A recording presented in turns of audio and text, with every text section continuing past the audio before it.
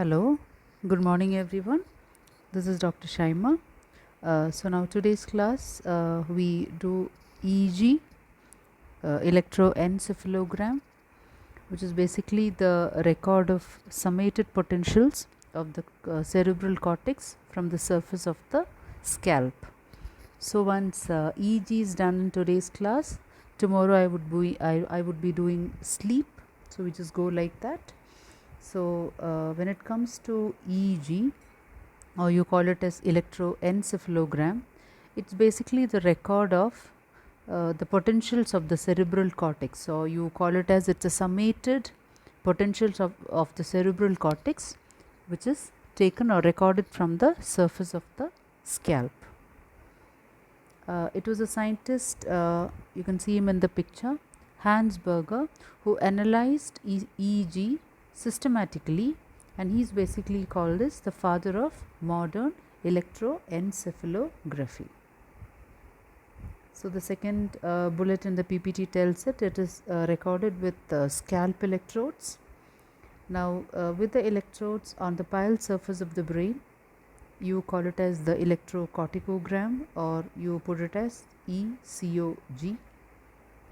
I've already mentioned about Hans Berger, who studied EEG in 1929, and you call him as the father of modern electroencephalography. And when the electrodes are placed on the surface of the scalp, the recording is the EEG or the electroencephalogram. And if the recording is done from the surface of the brain, you call it as electrocorticogram. So you can see Hans Berger in the picture here, and the EEG waves normally recorded. When the electrodes are placed on the surface of the scalp, you have the alpha wave, the beta wave, the theta wave, and the delta wave. We'll be studying the waves in detail. Now if you look at the uses of EEG, it's basically used to diagnose brain tumors, any subdural hematomas, also various types of epilepsies. Now in research studies, basically which includes the sleep studies, or to know any actions of the drugs, study of dementia and mental disorders, also EEG plays a very important role. To determine brain death too, EEG plays a very important role. Now when it comes to how the EEG is recorded. When it comes to the recording of the EEG, both unipolar and bipolar leads are used, electrodes, an AC preamplifier, a final amplifier, and a recording unit. So that makes up the electrode system. Around 10 to 20 system would be there.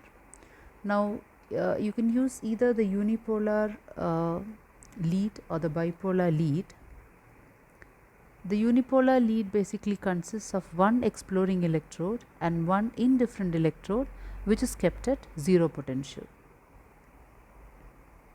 So basically a unipolar record shows potential difference between a cortical electrode and an indifferent electrode on some part of the body away from the cortex. Now when you talk about the bipolar lead, it consists of two exploring electrodes, and the potential difference between the two electrodes is recorded. And usually 10 to 20 pattern of electrode placement is used for recording EEG. The electrodes are connected to an AC preamplifier, then final amplifier, and then to a recording unit. Usually a silver cup electrode is used. But for recording the potential from inside the brain, normally a needle electrode is used. Now if you look at the origin of EEG. The brainwave electrical potentials are generally mainly from cortical layers 1 and 2. So the cerebral cortex consists of a number of neurons with a wide dendrite network. Several nerve terminals terminate on these neurons, and these nerve terminals influence the dendrite tree and the cell body, and they produce local potentials which can be in IPSP or EPSP. Sometimes the dendrite tree is depolarized in relation to the cell body and also vice versa. The cell dendrite relationship is therefore that of a constantly shifting dipole. Now, when this is conducted in a volume conductor, it gives a wave-like potential fluctuation.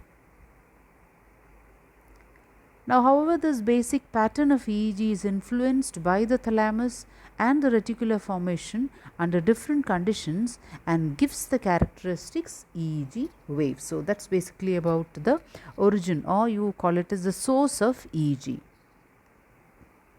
So, whatever I have told, I have just put it in the most simplest points. You can see the second point, it's due to the current flow in the fluctuating dipoles between the dendrites and the cell body. So, what the dendritic tree is, what the cell body is, I have already given a good amount of explanation to you all. Now, the discharge of a single neuron cannot be recorded from the surface of the head because millions of neurons must fire synchronously.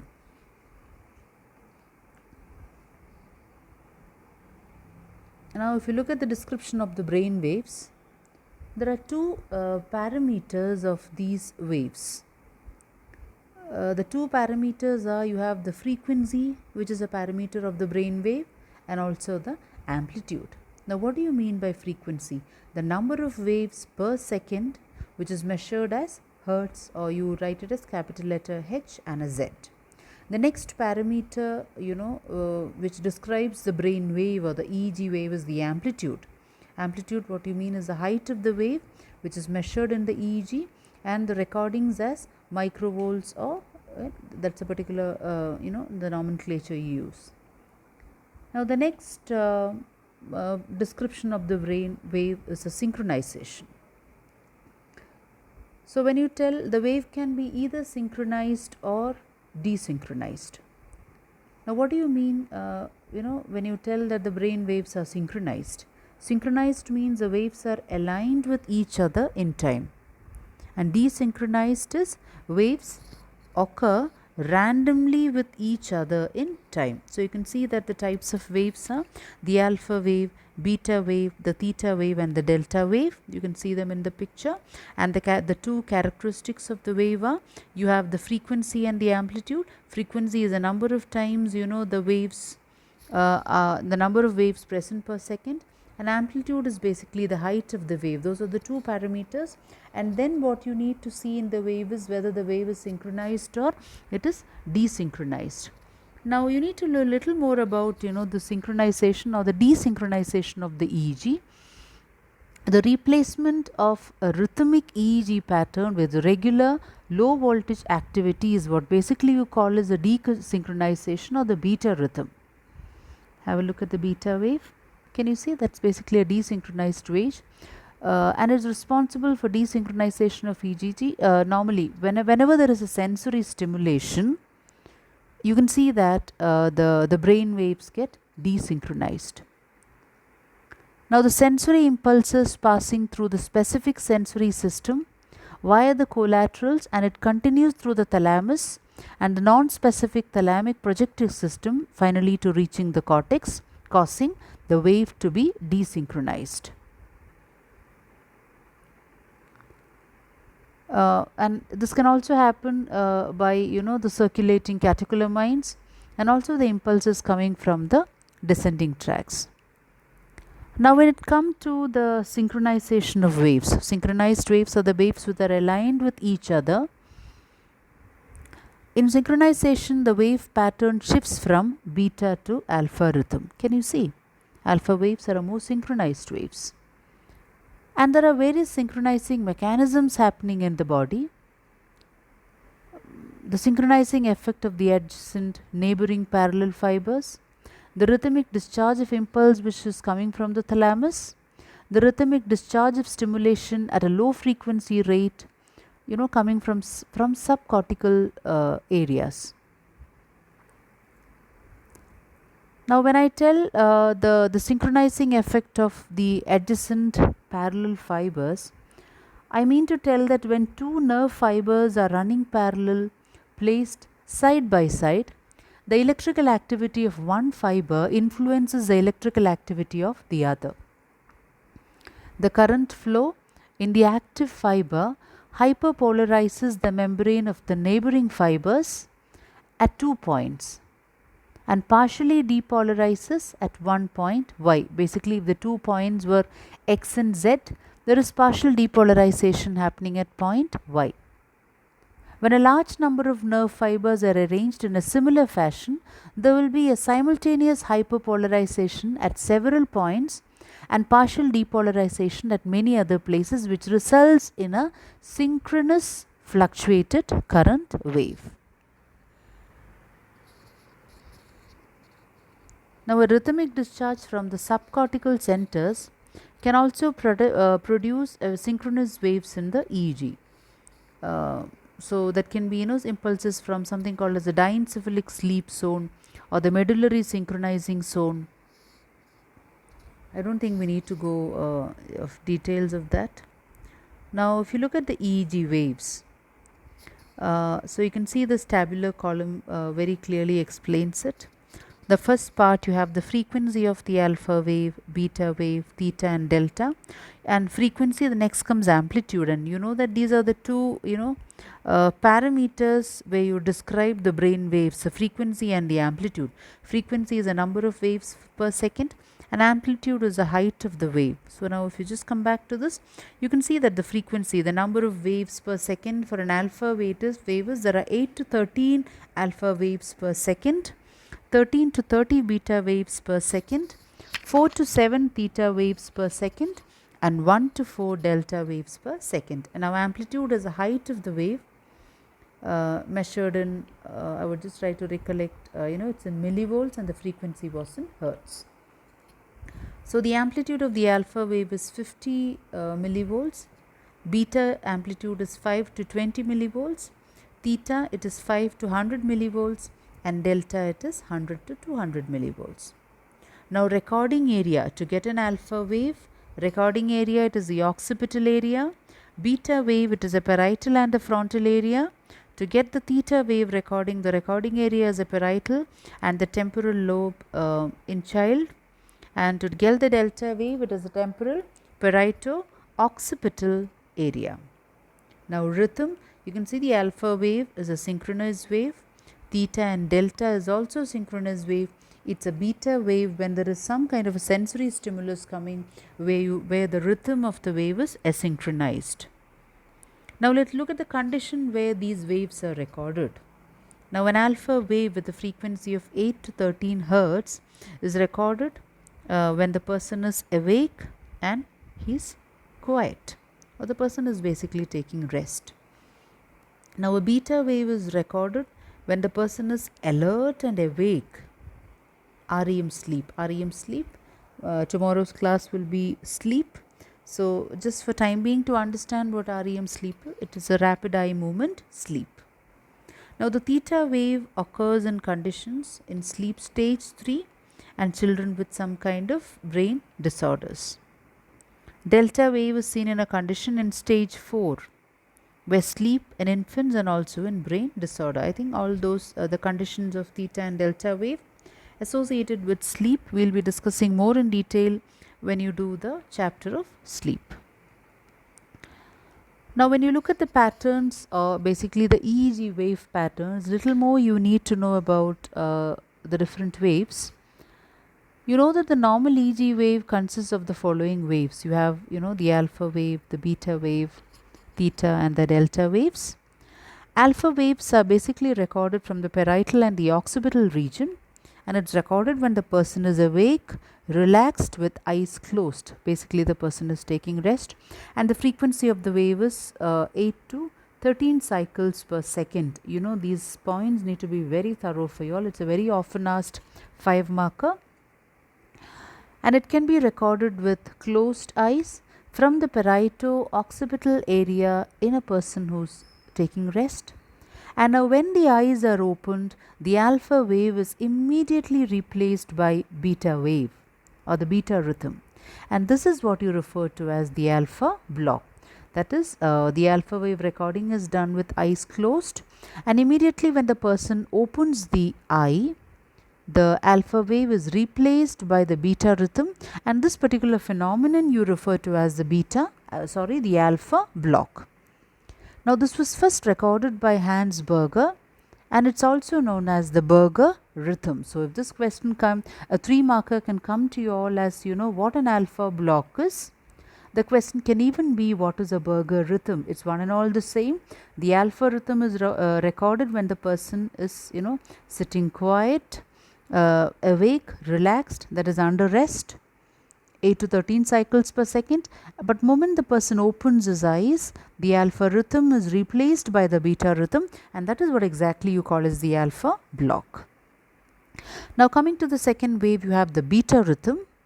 Beta rhythm is around 18 to 30 hertz to 5 to 10 millivolts is the frequency. Now the beta rhythm is a faster rhythm with lowest voltage, and it indicates an alert state of the person. Now this can be recorded from the parietal and the frontal region, and strongest beta wave recording come from frontal lobes near the precentral gyrus. And it's basically produced by the visual stimuli or any kind of mental activity. Beta wave is an evoked activity, it's an asynchronized wave. So now the third one, you have the theta wave. Theta wave, it's emitted from the temporal and the occipital lobe. It's very commonly seen in a newborn baby. In adult also, theta wave is seen when there is severe emotional stress, disappointment, and some kind of brain disorders. And normally it's around 4 to 7 cycles per second. It can be recorded from parietal and the frontal region, I've already told you all. And the theta wave basically indicates an alert state of a person. Now the last EEG wave, you have the delta wave or the delta rhythm. It's emitted in a general pattern. 1 to 4 hertz is the frequency. 200 millivolts is the amplitude. And these waves are present during sleep in an adult, and it can be recorded from occipital and other regions too. Whenever the person is awake or in the awakeful state of a subject, the delta wave is absent.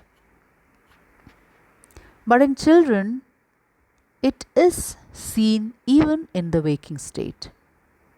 If it is present in the wakeful subjects in adults, it indicates some kind of lesions of the brain.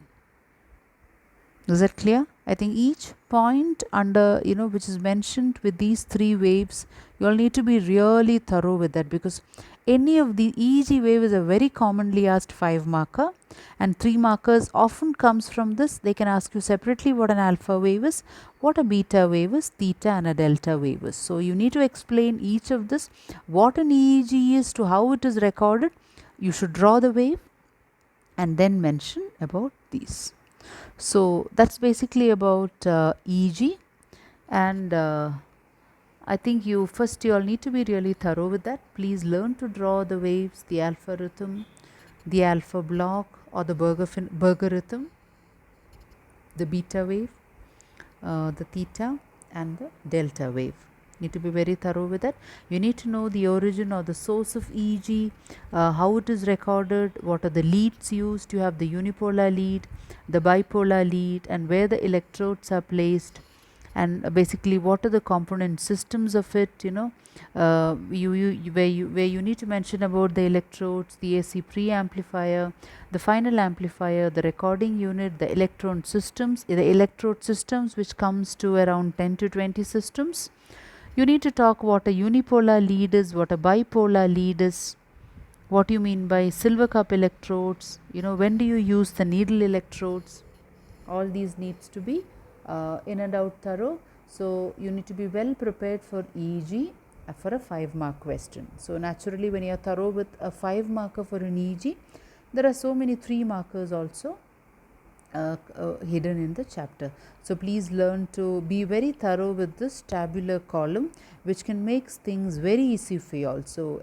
Everything about this tabular column, frequency, amplitude, the recording area, rhythm, condition. I think if this tabular column is thorough for you, it becomes so easy.